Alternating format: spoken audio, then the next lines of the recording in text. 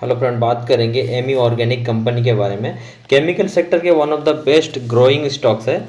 और एक्चुअली मैं नहीं बता रहा हूँ, यहाँ पे आप फंडामेंटल देखेंगे बहुत ही स्ट्रांग है, तो उसके हिसाब से बात कर रहा हूँ। और इस कंपनी का जो प्रोडक्ट है यानी केमिकल है और फ्यूचर डिमांडिंग है, फ्यूचर में काफ़ी काम आने वाला है और फिलहाल भी काफ़ी काम आ रहा है।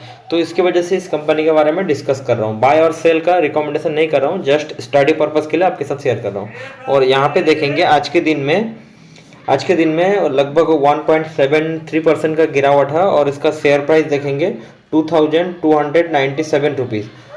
और यहाँ पे 5 दिन का रिटर्न देखेंगे, 5 दिन का रिटर्न 14% का रिटर्न। और यहाँ पे अभी जो क्वार्टर रिजल्ट आया था, क्वार्टर रिजल्ट आने के बाद में काफ़ी बेहतरीन रिटर्न दिया था। और 29 जनवरी को आपको पता ही होगा कि पोर्टफोलियो सभी का हरा भरा कर दिया था और काफ़ी ज़बरदस्त मैक्सिमम स्टॉक्स अच्छा रिटर्न दिया था। और आज के दिन में थोड़ा सा गिरावट है और इसका मार्केट कैप देखेंगे लगभग 9000 करोड़ का कंपनी है। देखो, किसी भी कंपनी में पैसा तभी लगाना चाहिए जो जिसका फ्यूचर ब्राइट हो और दूसरा में और प्रोडक्ट काम आने वाले हो फ्यूचर में। तो उस प्रोडक्ट के बारे में नॉलेज होना चाहिए कि उसका प्रोडक्ट क्वालिटी कैसा है। और उसके बाद में प्रोडक्ट तो हो गया, उसके बाद में इंपॉर्टेंट होता है कि सेल्स ग्रोथ हो। उसके बाद में सेल्स जब होता है तो उसके साथ में प्रॉफिट ग्रोथ चाहिए। तो किसी भी कंपनी का अगर सेल्स ग्रोथ, प्रॉफिट ग्रोथ इस तरीके से quarter on quarter and year on year होता रहेगा और आपका शेयर प्राइस ऊपर जाता रहेगा। सीधा सा फंडा है, सिंपल सा फंडा है, इतना ज़्यादा डिफिकल्ट लॉजिक साइंस के ऊपर जाना नहीं चाहिए मेरे हिसाब से, मैं जहाँ तक जानता हूँ। चलो यहाँ पे आगे बढ़ते हैं। यहाँ पे एक दिन का रिटर्न, एक मंथ का रिटर्न देखेंगे लगभग 9% का रिटर्न और 6 मंथ का रिटर्न 71% का रिटर्न। देखो यहाँ पे लगभग हाई से करेक्शन हो रहा था 19-20% का। और उसके बाद में देखेंगे, उसके बाद में एक महीने के अंदर में यहाँ पे अच्छा खासा रिटर्न दिया, 22% का रिटर्न। यानी कि 5 दिन में आपको दिखाई दे रहा है कि यहाँ से 22% का रिटर्न। इसीलिए मैं बोलता हूँ कोई भी फंडामेंटल स्ट्रॉन्ग स्टॉक्स हो तो वहाँ पे उसको गिरावट में खरीदना चाहिए। हमेशा उसको उसको रेडर पे रखो, स्टडी वॉच करो। ऐसा नहीं कि मैं आपको बता दिया और आप आज से ही जाके खरीद लो। भाई उसका डिटेल्स चेक करना पड़ता है कि शेयर प्राइस महंगा है या नहीं है। चलो 10% गिर गया, क्यों गिरा है, तो गिरने का रीज़न पता होना चाहिए। और उसके बाद नहीं पता होना चाहिए कि इसका शेयर प्राइस, अभी इसका पी क्या है, इंडस्ट्री पी के साथ में आपको डिटेल्स आपके साथ शेयर करूंगा कि किसी भी स्टॉक्स में भी एक टाइम पे ऐसा था कि कोई भी स्टॉक मुझे ऐसा लगता था कि काफ़ी ट्रेंडिंग है, बस खरीद लिया।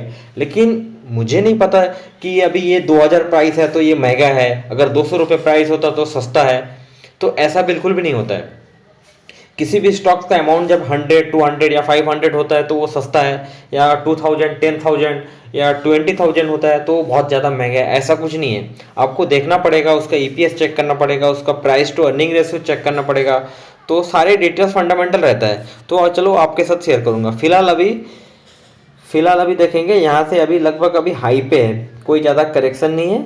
और एक साल में रिटर्न देखेंगे लगभग 100% का रिटर्न यहाँ पे दे रहा है। और आप यहाँ पे देख सकते हैं कि अभी इसका शेयर प्राइस टॉप पे है। लेकिन एक चीज़ यहाँ पे देखेंगे, 6 नवंबर से लेकर 30 जनवरी 25 तक लगभग 10% का रिटर्न दिया है। यानी कि एक साल में लगभग 10% का यहाँ पे रिटर्न दिया है। तो वही चार्ट में कंसोलिडेट कर रहा है। तो अभी आगे क्या, आगे का देखते हैं। चलो आगे, लेटेस्ट क्वार्टर रिजल्ट, इसके बारे में थोड़ा डिटेल्स चेक कर लेते हैं। अभी लेटेस्ट क्वार्टर रिजल्ट का यानी कि दिसंबर 2024 का अगर सेल्स ग्रोथ देखेंगे 275 करोड़। और प्रीवियस क्वार्टर यानी कि सितंबर 2024 उसका सेल्स ग्रोथ देखेंगे 247 crore. Last year sales growth देखेंगे 166 करोड़। तो यहाँ पे देखते हैं एक चीज, ईयर ऑन ईयर देखेंगे सेल्स ग्रोथ 66% से ग्रोथ हुआ है। तो यहाँ पे इसको एक मतलब अच्छा खासा ग्रोथ मान सकते हैं। देखो, किसी भी स्टॉक अगर ईयर ऑन ईयर 50% से ऊपर होता है तो बहुत बेहतर मान सकते हैं। तो यहाँ पे तो 65% का रिटर्न है। और अभी इसका मार्केट कैप जो है, मार्केट का भी छोटा कंपनी है, लगभग 9000 करोड़ की कंपनी है। तो और इसका फ्यूचर ब्राइट है, जो अभी मुझे दिखाई दे रहा है। एमी ऑर्गेनिक केमिकल सेक्टर की कंपनी है। और उसके बाद में यहाँ पे क्वार्टर ऑन क्वार्टर देखेंगे, यहाँ पे लगभग 28 करोड़ का सेल्स ग्रोथ हो रहा है। और उसके बाद में यहाँ पे चलते हैं नेट प्रॉफिट, जो किसी भी कंपनी का बहुत ज़्यादा इंपॉर्टेंट होता है कि सेल्स भले कितना भी हो जाए लेकिन नेट प्रॉफिट होना चाहिए। कंपनी को अगर प्रॉफिट नहीं होगा तो उसका चार्ट प्राइस यानी कि शेयर प्राइस ऊपर जाएगा ही नहीं किसी भी कीमत पे। पंपिंग डंपिंग वाला खेल हो गया, बात अलग है। आप आंख मूंद के सिक्का लगाएंगे तो वो तो अलग चीज हो गया। लेकिन आपको किसी भी अच्छे स्टॉक्स में अगर फंडामेंटल एनालिसिस करने के बाद में आप अगर पैसा लगाना चाहते हैं तो आपको रिसर्च करना ही पड़ेगा और आपको कंप्लीट चीज एनालिसिस करके उसके बाद में लगाना पड़ेगा। तो यहाँ पे नेट प्रॉफिट पे आ जाते हैं। लेटेस्ट क्वार्टर 45 करोड़ और प्रीवियस क्वार्टर 37 करोड़ और लास्ट ईयर 17 करोड़। तो यहाँ पे चलो देखते हैं ईयर ऑन ईयर क्या होता है। ईयर ऑन ईयर देखेंगे 168 करोड़ का नेट प्रॉफिट हुआ है, मतलब प्रॉफिट ग्रोथ हुआ है। और क्वार्टर ऑन क्वार्टर देखेंगे तो लगभग 8 करोड़ का प्रॉफिट हुआ है। और उसके बाद में ईपीएस देखते हैं। अभी लेटेस्ट क्वार्टर 10.98 और प्रीवियस क्वार्टर 9.12 और लास्ट ईयर 4.54। तो यहाँ पे ईयर ऑन ईयर देखेंगे 142% से ईपीएस ग्रोथ हुआ है, तो बहुत ही अच्छी बात है। और क्वार्टर ऑन क्वार्टर देखेंगे भी एक डिसेंट सा ग्रोथ हुआ है। बट यहाँ पे अभी देखेंगे क्वार्टर थ्री में मैक्सिमम स्टॉक बहुत ही बैड परफॉर्मेंस कर रहा है। उसके हिसाब से कुछ गिना चुना कुछ कंपनी है जो काफ़ी अच्छा रिटर्न दे रहा है। चलो अभी यहाँ पे एक अच्छा रिटर्न दिया, इसको आप खराब बोल ही नहीं सकते मेरे हिसाब से। मेरे 5 साल के एक्सपीरियंस में जहाँ तक मैं रिसर्च करके बैठा हूँ कि इस कंपनी का क्वार्टर रिजल्ट को खराब बोल नहीं सकते। तो इसका मतलब क्या आप पूरा पैसा डाल देंगे, पैसा लगाना स्टार्ट कर देंगे? नहीं, बिल्कुल भी नहीं। इसके अलावा भी एक रिसर्च है, आप वीडियो को पूरा एंड तक देखेंगे तो आपको खुद समझ में आ जाएगा, खुद रिसर्च करना आ जाएगा। चलो आगे बढ़ते हैं। एमी ऑर्गेनिक और इसका भी मार्केट कैप मैं आपको बताया 9000 करोड़ और इसका स्पेशली स्टॉक पी देखेंगे 77, जो बहुत ही इंपॉर्टेंट होता है। किसी भी कंपनी का पैसा लगाने का पहले उसका स्टॉक पी चेक करना बहुत जरूरत होता है। और उससे भी ज़्यादा जरूरत होता है इंडस्ट्री पी के साथ में कंपेयर करना। इंडस्ट्री पी देखेंगे 28। तो यहाँ पे एक चीज़ क्या निकल के आया कि इंडस्ट्री पी 28 है और अभी स्टॉक पी 77 है। तो इसके हिसाब से कंपनी सीधा सीधा निकल के आता है कंपनी ओवर वैल्यूड है। मैं ये नहीं बोलता हूँ कि कंपनी बुरा है, कंपनी बहुत अच्छा है और यहाँ पे रिजल्ट भी अच्छा प्रेजेंट किया है। बट इस स्टॉक को एक टाइम पे आगे भगाया गया, अच्छा रिजल्ट आने से पहले इसको भगाया गया।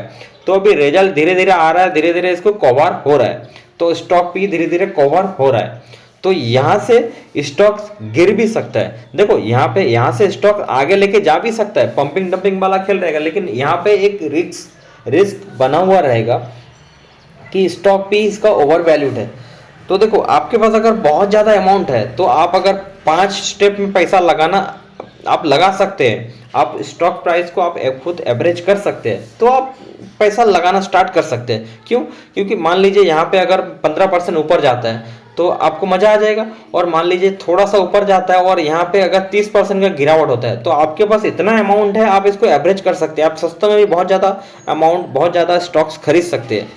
तो फिर आपके लिए खरीदना सही है। लेकिन जो रिटेल इन्वेस्टर जिसके पास 20,000 25,000 थोड़ा बहुत अमाउंट रहता है, वो अगर पूरा लगा देंगे तो क्या होगा? अभी क्वार्टर रिजल्ट अच्छा आ गया, उसके बेस पे आप पैसा लगा देंगे तो फिर क्या होगा?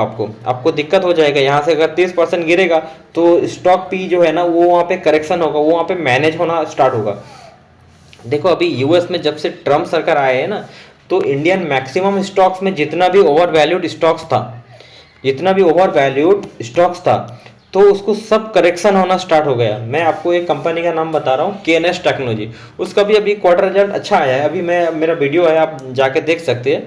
तो उसका भी क्वार्टर रिजल्ट अच्छा आया, बुरा नहीं बोल सकते। बट कंपनी में दिक्कत क्या है कि कंपनी टोटली ओवर वैल्यूड है। उसको मतलब रिजल्ट आने से पहले ही अनुमानिक उसको बहुत ज़्यादा भगाया गया। तो इसके वजह से क्वार्टर रिजल्ट अच्छा आने के बावजूद भी अभी भी स्टॉक भी KNS टेक्नोलॉजी का हाई है। तो सेम कंडीशन है यहाँ पे, एमी ऑर्गेनिक में भी सेम कंडीशन है। तो इसीलिए मैं बोलता हूँ। और यहाँ पे एक इम्पॉर्टेंट चीज़ देखेंगे, RSI देखेंगे यहाँ पे। तो RSI भी लगभग हाई में है और स्टॉक भी 77 है और RSI भी हाई है। और इसके अलावा चलो ये तो नेगेटिव पॉइंट के बारे में हो गया कि आपको पैसा कब लगाना चाहिए, ठीक है, समझ गया। अभी दूसरा चीज़ बताऊंगा कि कंपनी का सेल्स ग्रोथ, प्रॉफिट ग्रोथ वगैरह डिटेल चेक कर लेते हैं। यहाँ पे किसी भी कंपनी का year on year sales growth बहुत ज़्यादा इंपॉर्टेंट होता है। यहाँ पे देखेंगे sales growth year on year 6% और year on year profit growth 70%। तो इसको एक बहुत इंपॉर्टेंट, मैं यहाँ पे इसको राइट टिक मारता हूँ, बहुत ही बेस्ट है। और उसके बाद में अगर किसी भी कंपनी का अगर quarter on quarter sales growth profit growth हो जाए तो फिर बहुत बढ़िया। यहाँ पे quarter on quarter sales growth देखेंगे 11% और quarter on quarter profit growth देखेंगे 168%। तो ठीक है, एक यहाँ पे इसको डिसेंट मान सकते हैं सेल्स ग्रोथ और प्रॉफिट ग्रोथ एक्चुअली है क्वार्टरली ईयर ऑन ईयर। और यहाँ पे देखिए क्वार्टरली प्रॉफिट 21%, तो इसको एक डिसेंट मान सकते हैं। और अभी जो क्वार्टरली ईयर ऑन ईयर का अभी आया था उसमें देखेंगे यहाँ पे प्रॉफिट ग्रोथ काफ़ी ज़बरदस्त है, जो आपके साथ शेयर किया 168%। और quarter on quarter yearly profit growth 65%, तो काफ़ी बेहतरीन है। और उसके बाद में कंपनी का ROE 9.37, तो ROE एक डिसेंट सा ठीक ठाक सा है। और उसके बाद में कंपनी का सबसे इम्पोर्टेंट चीज़ होता है कर्जा कंपनी का भी 6.7 करोड़ है। और उसके बाद में कंपनी का यहाँ पे रिजर्व देख लेते हैं कि कंपनी का रिजर्व कितना है। कंपनी का रिजर्व है 1161 करोड़, तो इसको एक बहुत बड़ा पॉजिटिव मान सकते हैं, जो कंपनी का बेस स्ट्रॉन्ग है, कोई दिक्कत की बात नहीं है। अगर किसी भी 2-4 क्वार्टर खराब आ गया, कोई ऐसा प्रॉब्लम आ गया, कोविड आ गया, कोई किसी भी टाइप का दिक्कत आ गया, तो कंपनी यहाँ पे झेल सकता है। देखो कंपनी 9,000 करोड़ की कंपनी है, तो यहाँ पे एक रिजर्व 1161 करोड़ रिजर्व होना तो बहुत ही गुड साइन मान सकते हैं। और डेट टू इक्विटी आपको बताया कि 0.01%, तो मतलब ना के बराबर, मतलब कर्जा है ही नहीं। चलो उसके बाद में आगे बढ़ते हैं। यहाँ पे एक चीज़, यहाँ पे Ami organic limited is one of the company क्या कामकाज करता है उसके बारे में आपको बताता हूँ। The leading research and development driven manufacturer speciality chemical. The company manufacturer different type of advance, तो काफ़ी मतलब क्रिटिकल केमिकल है और स्पेशलिटी केमिकल है, तो उसमें से वन ऑफ द बेस्ट है। यहाँ पे आप एक चीज़ देख सकते हैं, तो काफ़ी फ्यूचर डिमांडिंग, इसका फ्यूचर ब्राइट है। कंपनी के लिए शेयर होल्डिंग पैटर्न बहुत ज़्यादा इंपॉर्टेंट होता है। प्रोमोटर देखेंगे यहाँ पे 35%, तो यहाँ पे एक नेगेटिव साइन है। अगर प्रोमोटर होल्डिंग 50% होता तो बहुत ही गुड साइन मान सकते थे, तो यहाँ पे थोड़ा सा नेगेटिव पॉइंट है। बट उसको कवर करने के लिए यहाँ पे देखेंगे FI का होल्डिंग बहुत ही अच्छा खासा है 15%, और FI देखेंगे यहाँ पे धीरे धीरे कहीं ना कहीं होल्डिंग बढ़ा रहा है, तो ये इसको यहाँ पे वेरी गुड साइन मान सकते हैं, तो बहुत बड़ा यहाँ पे प्लस पॉइंट है। और उसके बाद में DI का होल्डिंग देखेंगे 20%, तो बहुत ही मैसिव होल्डिंग करके रखे है। और यहाँ पे एक चीज़ देख सकते हैं, DI भी काफ़ी धीरे धीरे होल्डिंग बढ़ा रहा है।